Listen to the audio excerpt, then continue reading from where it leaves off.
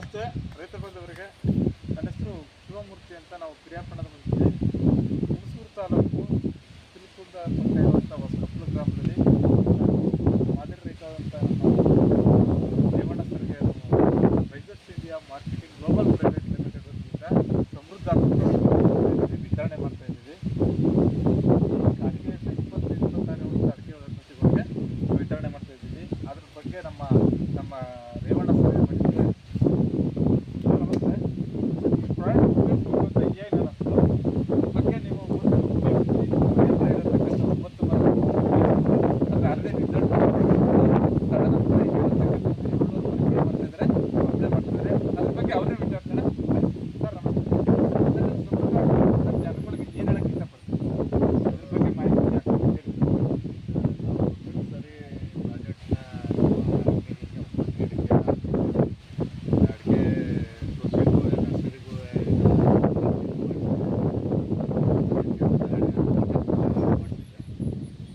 Result 3 ಚೆನ್ನಾಗಿ ಬಂತು. ಅದರಲ್ಲೂ ಮುಖ್ಯವಾಗಿ ನಮ್ಮದು ಅಡಿಕೆ ಗಿಡಕ್ಕೆ 9 ಗಿಡಕ್ಕೆ ಮಾಡಿಸಿದ್ದೆ. ಅದರಲ್ಲಿ 9 ಗಿಡಕ್ಕೆ 4 ಕ್ವಿಂಟಾಲು ಅಡಿಕೆ ಇಳುವರಿ ಬಂದೈತೆ.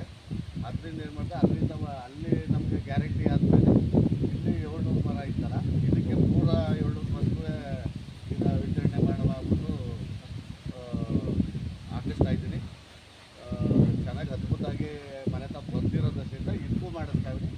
ಆಮೇಲೆ ಸಾಲದಕ್ಕೆ ನನಗೆ ಬಂದಿರೋಂಥವ್ರಿಗೆ ಒಂದು 50 ಜನಕ್ಕೆ ತೋಟಗಳಿಗೆ ಕೊಡಿಸಿದ್ದೀನಿ.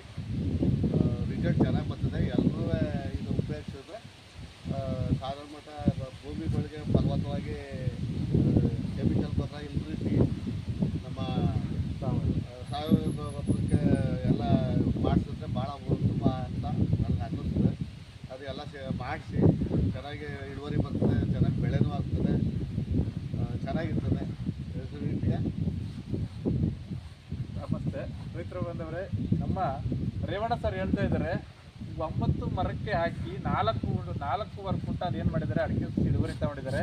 ಅದನ್ನು ನೋಡಿ ನಂತರ ಸಮೃದ್ಧ ಆಗ್ರೋ ಪ್ರಾಡಕ್ಟನ್ನು ಮತ್ತೆ ಏನು ಹೇಳ್ತಾ ಇದ್ದಾರೆ, ಅಡಿಕೆ ಸಸಿ ಹುಟ್ಟಿದ್ದಾರೆ. ಸುಮಾರು ಜನಕ್ಕೆ ಒಂದು 50-60 ಜನಕ್ಕೆ ಏನು ಮಾಡಿದ್ದಾರೆ, ಅವರು ಈ ಪ್ರಾಡಕ್ಟ್ ನಮ್ಮ ಸಮೃದ್ಧ ಆಗೋ ಪ್ರಾಡಕ್ಟನ್ನು ವಿತರಣೆ ಮಾಡಿ ರಿಸಲ್ಟ್ ಕಂಡುಕೊಂಡು ಈ ಸಾರಿ ಅವ್ರದ್ದೇ ಆದ ತೋಟಕ್ಕೆ ಏನು ಮಾಡ್ತಾರೆ, 700 ಗಿಡಗಳಿಗೆ ಇವರು 350-400 ಗ್ರಾಮ್ ಏನು ಮಾಡ್ತಾ ಇದ್ದಾರೆ ಪ್ರಾಡಕ್ಟ್ ಉಪಯೋಗಿಸಿದ್ದಾರೆ.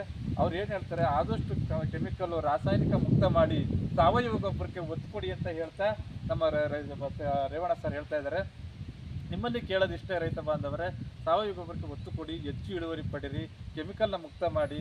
ಇವತ್ತು ಸಮಾಜದಲ್ಲಿ ಒಂದು ಇದು ಮಾಡಬೇಕು ಅಂದರೆ ಏನಂದರೆ, ಕೆಮಿಕಲ್ ಮುಕ್ತ ಮಾಡಿದ್ರೆ ಆರೋಗ್ಯ ಚೆನ್ನಾಗಿರುತ್ತೆ, ಮನುಷ್ಯನ ಮಣ್ಣಿನ ಫಲವತ್ತತೆಯೂ ಸಹ ಸಾಗುತ್ತೆ ಅಂತ ಹೇಳ್ತಾ ಈ ಮಾತನ್ನು ಮುಗಿಸ್ತಾ ಇದ್ದೀನಿ. ಜೈ ಹಿಂದ್, ಜೈ ರಜಶ್ರೀ.